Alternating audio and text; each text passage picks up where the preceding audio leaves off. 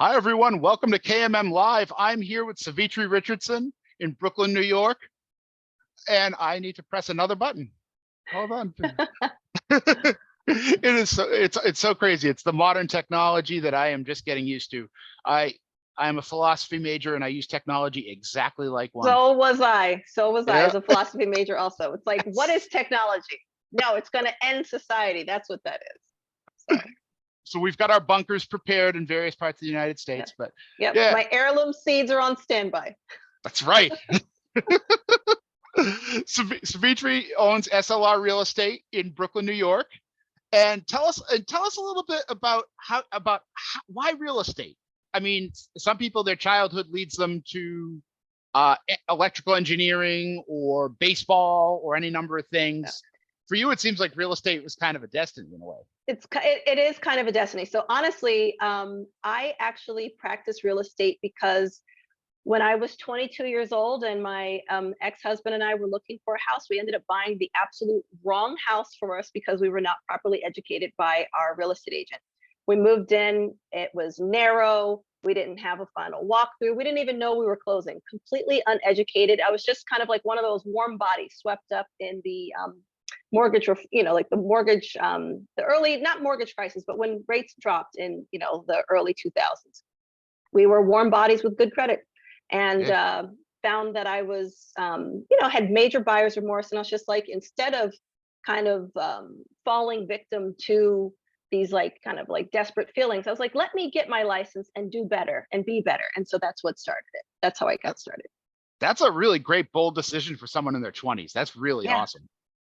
Listen. And did you get started in New York City or elsewhere? No, we were living in Seattle at the time because after college we wanted to have a little West Coast adventure, and I had family out there, my father and brother and sister and stepmom.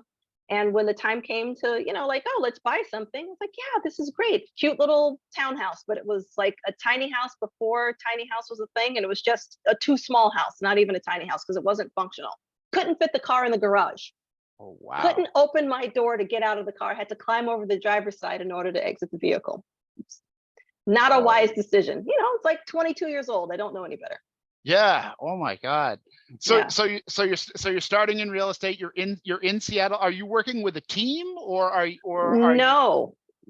I started at, I would call it just it was a big brokerage, but of mostly independent people. And it was a high commission split firm. So that was a way for me to, leverage my network and make as much money on each deal as possible.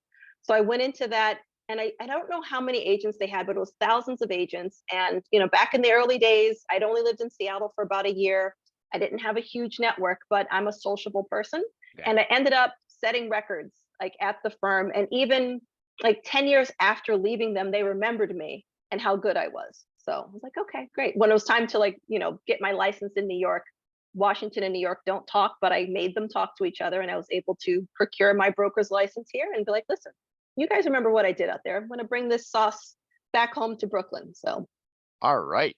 So you come back to Brooklyn. First thing, what do you notice that's completely different about, let's go big to small here, from Seattle to New York and then Manhattan to Brooklyn? Okay, so Seattle to New York. Seattle is, and I've always called this, it's a 1/8 scale New York City. Everything that you have in New York exists in Seattle. It's just much smaller. So I could walk the whole city, in an afternoon, but you can't do that in New York City. And then just the natural surroundings. Obviously, Seattle has the Puget Sound and the Cascade Mountains and the Olympic Mountains. So you have this amazing nature that encompasses the city. New York doesn't have that, but it has its own natural bounty, I guess. Well, not natural, it's man-made through the big buildings and bridges and the rivers and the waterways. So that's the biggest difference for me, was the scale of everything and remembering how big and full New York City was. And then Brooklyn to Manhattan are very different places from an energy perspective. So Brooklyn historically is kind of like the suburbs of Manhattan, or it was when it was founded. But now it's its own city in its own right. And then Manhattan, just it is energetic, and it requires so much from you just to be and see and explore. And there's always something new to do. It's I go over there regularly, restaurants, helping clients with, apartments or sales or purchases. And every time I go there, it's a new adventure. So. And does Brooklyn seem to have more of that family energy, like build like where you can build a life and a family? Well, fair housing doesn't let me say things like Oh, that, I'm but so yeah, sorry. but yes, it has a different energy. It's a slower, kind of more like towny. You find your neighborhood, and it's kind of like you find your place to root yourself, and then you can grow your community and your lifestyle from there. That makes sense. Thank you Mhm, for that correction. I mhm, appreciate that. mhm. Uh, so now in Brooklyn, what are some of the attractions? It seems like people come from all the world over to Brooklyn. What are Okay. some of the things that people just have to do? Some of the things that people just have to see. Okay, so Brooklyn has some of the most beautiful and distinct architecture. So if you are a housing nerd, Brooklyn is the place to be. We have a mix of detached farmhouses that still exist. We have a completely Victorian neighborhood. We have, rows and rows of beautiful brownstones, limestones, apartment buildings, and high rises now too. We also have the Brooklyn Botanical Garden. We have the main branch of the Brooklyn Public Library. We have the Brooklyn Museum of Art. We also have Prospect Park, which the Olmsted brothers designed, Central Park and Prospect Park. And they always said that Prospect Park was their perfect example of how to do it. And they were practicing with Central Park. So Brooklyn actually has the better Olmsted brothers park. And then you've got Barclays Center, which is a new draw. We've got the Nets play there. We get concerts, shows, events. There's no limit to what you want to do. And then Mayor Bloomberg, over the years, when he was the mayor, redeveloped and rezoned the waterfront. So our Brooklyn waterfront now has, a beach. It's got a pool. It's got a park. There are things to do. The waterfront is no longer like scary. There are, like art exhibits, and there's no limit to what you want to do in Brooklyn. If you never wanted to leave Brooklyn, you don't have to, and you could experience the whole energy of New York, and you can stay here. Oh man, that's great. And how many years have you been in Brooklyn itself? When you factor my childhood plus me moving back here, I think I've been in New York almost 30 years. So, Wow. How yeah. is it? I mean, over those 30 years, I mean, you've seen all the growth, you've seen all the changes. Oh my God, that's beautiful. Uh, when it comes to your clientele, and you mentioned that you start in Seattle, you build out with really great outreach and customer service. How do you do it in New York? How do you transfer that energy and that skill set to the big city, for lack of a To the better big city. term? Well, honestly, I kind of took some of the West Coast vibe and brought it and connected it to my Brooklyn energy. And that Okay. created this amazing hybrid where I was able to show clients that working with someone who has either, been in New York when they were younger or come back as an adult, like but both sides of being a Brooklynite. It's like being a local and kind of being a transplant. So I can speak both languages and help you adjust and adapt to the culture. And I also really matchmake because I so intimately know Brooklyn that I can say, okay, if you're coming from Manhattan and you want to move to Brooklyn and the energy that you want to translate, I can help translate the Manhattan energy to a Brooklyn neighborhood and vice versa, because not all my clients are Brooklyn based. It's like Right. there's 5 boroughs. I've sold everywhere but Staten Island. I'm sorry, Staten Island. I've not sold in Staten Island. I will one day. Right. But so far it hasn't happened yet. I've helped people leave Staten Island.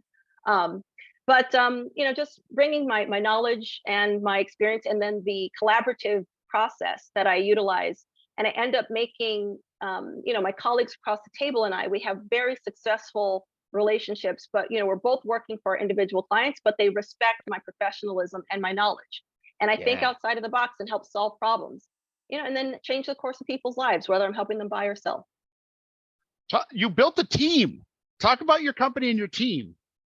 So that was created out of necessity. I used to be a solo practicing broker. So I was a fully independent broker, no longer affiliated with a big corporate firm.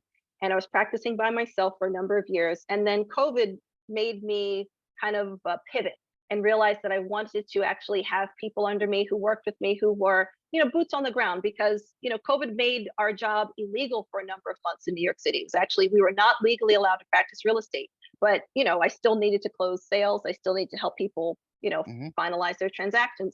And the only way to do that was to have, people who are willing to help me be my legs on the ground. Right. And what I did is I, shifted gears, redesigned the website, started, advertising and recruiting, and ended up with, a small team right now, but we're growing and we are Yeah. actually looking to hire. So like I'll plug what I'm looking for later. Sounds But good. basically, I took a collection of, like-minded people who are, either Brooklyn natives or have been here long enough that, we leverage every aspect of our network in order to help our clients. And we are client and community focused. And that's who we attract, and our clients love that. Yeah. How have you adapted to the social media? Because when I can speak for myself, when I was in college, that was not a thing. Yeah. Um, the first time I saw the Facebook was at my college roommate's girlfriend's dorm, and I I knew two things. One, it was going to be big, and two, I was too broke to be an institutional investor. Yeah. So these things were not going to. I do not own an island right Yeah. now. So Uh, so the funny thing with me and social media is I am a naturally like social, gregarious, outgoing person, but I absolutely hate stopping what I'm doing to record it or photograph it. So for me, I have to physically like remind myself, oh, capture this moment so I can share it. yeah, But it just, it takes me out of the moment to do that. So what I'm kind of reconciling with is I'm trying to make it so that I just happen to have it recording, and then something yeah, brilliant comes out of my mouth, or I happen to be here and I see something beautiful and I want to share it. So I'm trying to like willing to document it now so I can either share it with my friends or family later, and then that makes me want to share it online as well. But it's not natural, and I'm trying to get over it. And I do a couple of videos and yeah, like touching base about things, and just kind of like replaying things that I've done in the past to help clients, just to, help people yeah, understand the difference with working with me. And social media is one of the easiest ways to get in front of the eyeballs. So yeah. And what are some of the best practices you've seen, either for yourself or for some other agents out there that have really worked that have really worked? being honest about your knowledge base and your experience. Clients don't like it when you lie to them. So I'm always honest and I'm always real. I don't kind of beat around the bush and make up numbers to make you feel good. I give it to my clients straight. And that's honestly the best way to have a long-term career. And I work personally, my firm works with, the public, but I personally only work by referral. So in order to come to me, somebody has to know me, or I have to have met you myself. And you don't build that kind of relationship that results in that kind of continuous flow of referral business if people don't trust you.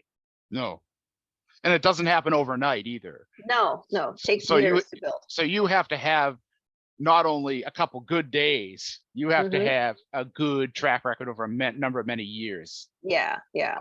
That's It's like great. positive record. And if I'm helping sellers, I'm getting them the most money. If I'm helping buyers, Yeah. I'm helping them make a sound decision. And what I call it is, I actually call, when I help people buy, I call it minting millionaires, because I'm planting the seeds to help you become, very comfortable in the future.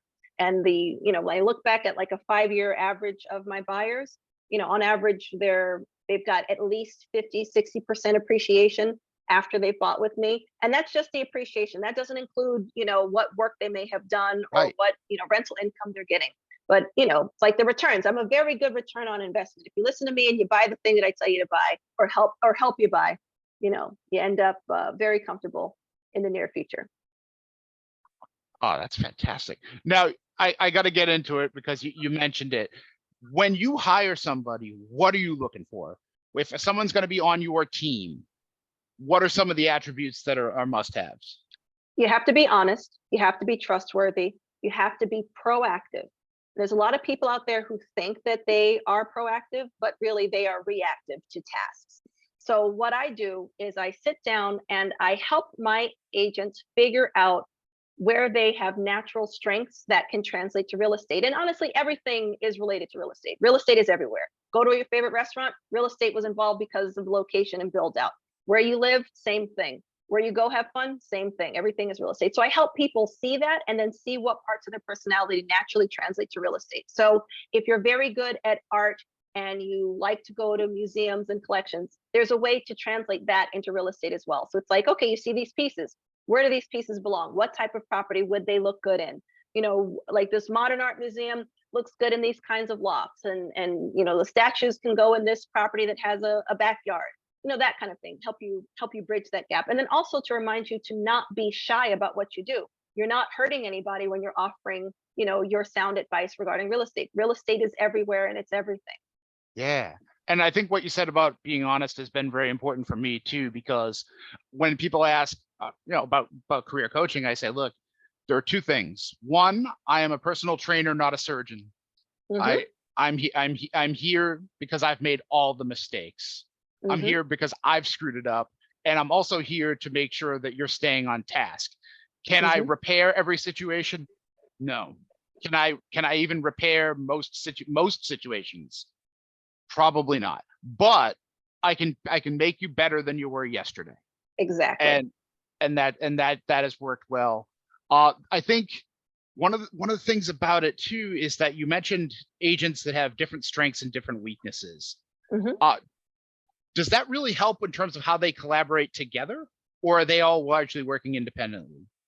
So it just depends on the client's needs. So with like listings, for example, I'm primarily the listing broker just because I've got the most experience. So when I take on a listing, I let my sellers know, listen, I have a number of sales agents who work under me. We work in pairs because, for safety perspective, real estate is not Yeah. necessarily the safest job out there.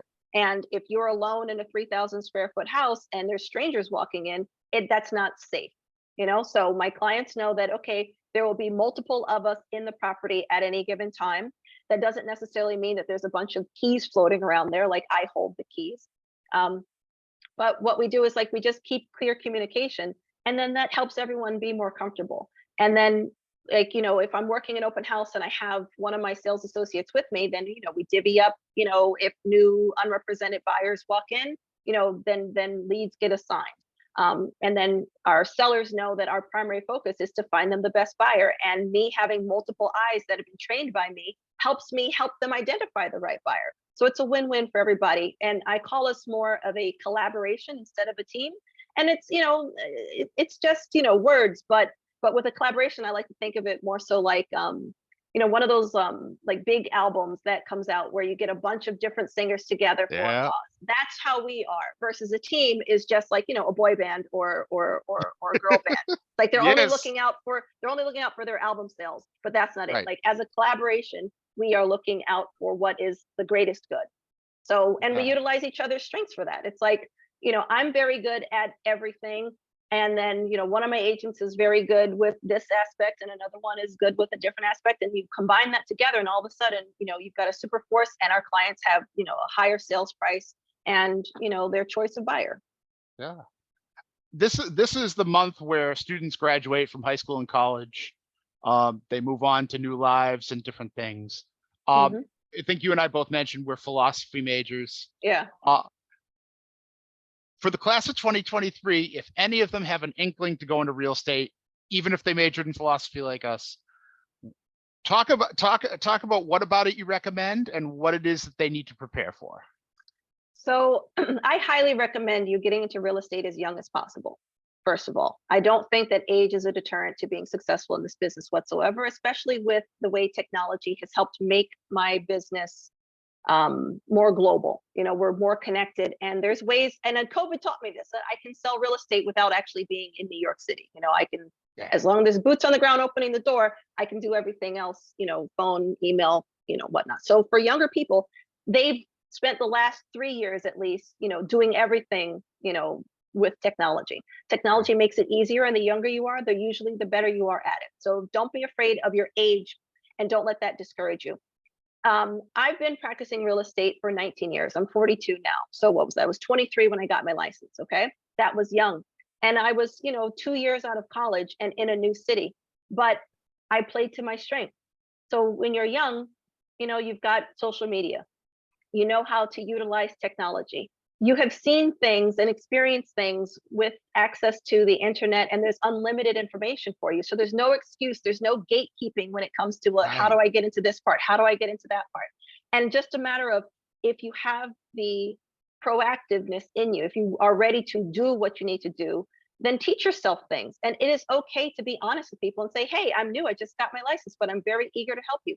And you'd be surprised. There are so many people out there who believe in your youth and your vigor and your desire to try to be something, to help you figure out who you are. Some of the most successful agents I know, are very young, and they've sold, tens of millions of real estate already. And, they're investing themselves. They, following that footprint. And the younger you are, the better it is, I think. So go ahead and get it if you're curious. I think Yeah. everybody should get their license, but that's another conversation. Yeah. I mean, I think also one of the things you're talking about there is the courage and the willingness to fail, and the willingness to take a chance, and the willingness to build the plane while you're flying it. Yeah.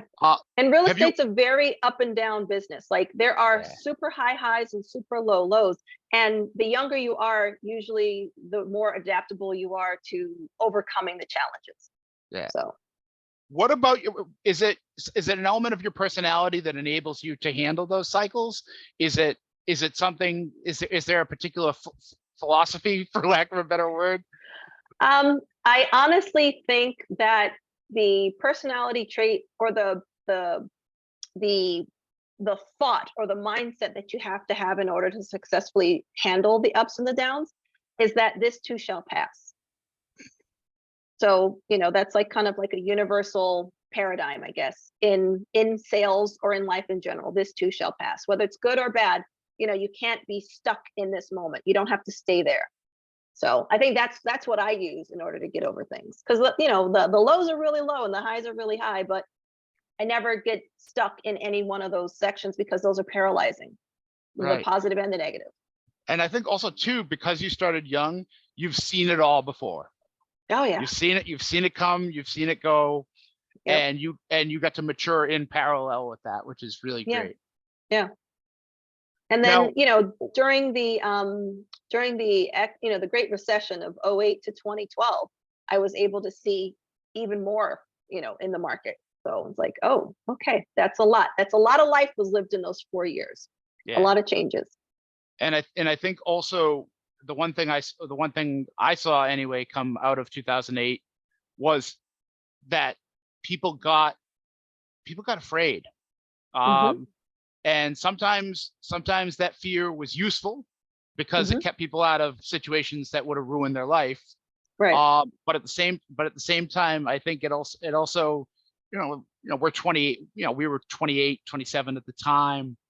I think in some ways it set us back a few years in terms of that. So I'm really thrilled that you were able to push through that and start early. That's really great.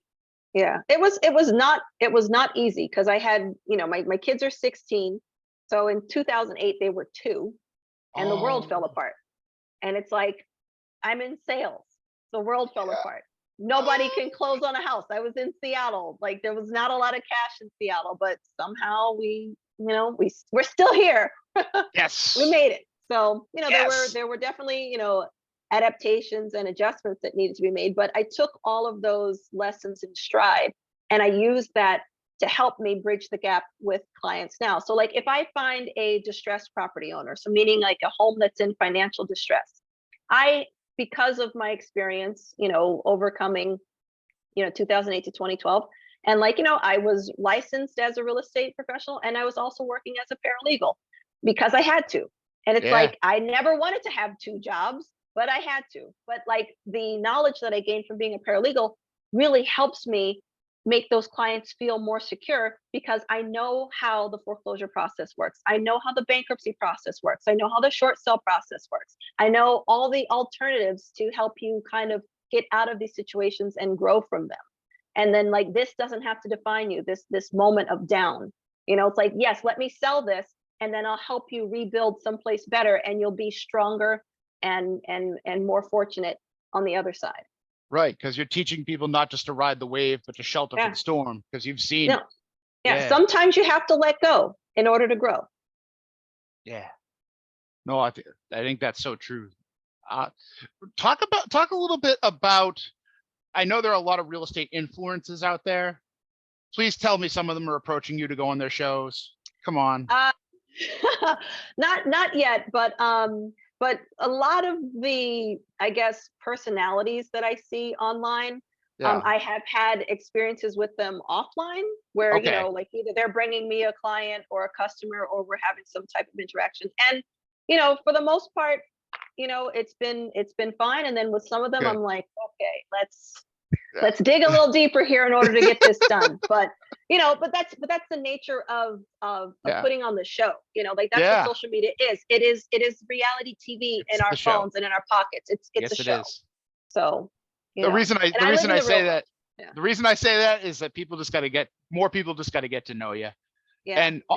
And with regard to that, just let everyone know where they can find you online and in social media. I know in real life is Yeah. twice as good, 10 times as good. Yeah. Yeah. Just to get them started. I'm best served in person, okay? But that means you guys have to come to Brooklyn, which is great, and I'd be more than happy to meet you. But I am online. The on Instagram, you can follow me personally at Savitri Realty. So it's SAVITREALTY. That's my Instagram handle. It's very difficult because my first name is complicated. I didn't make it easy, but it says real estate and it's me. And then you can also follow the company, and that's _ SLR Real Estate _ on Instagram. We're also online at www.slr-realestate.com. We've got a very nice profile on Google. We've got a page on Facebook as well. And, you know, we're licensed in New York, but we can help you anywhere because my network is very vast and wide. Like I said, I'm a social butterfly. I've got people all over the country. And I also have connections in Portugal, Panama, Spain, England, you know, and I'm working on getting some connections in Asia too. So it's like international, global relocation. So That's awesome. Savitri, you're the best. Thank you so much. Have a great thank you night. so much. You too. Bye. Take care.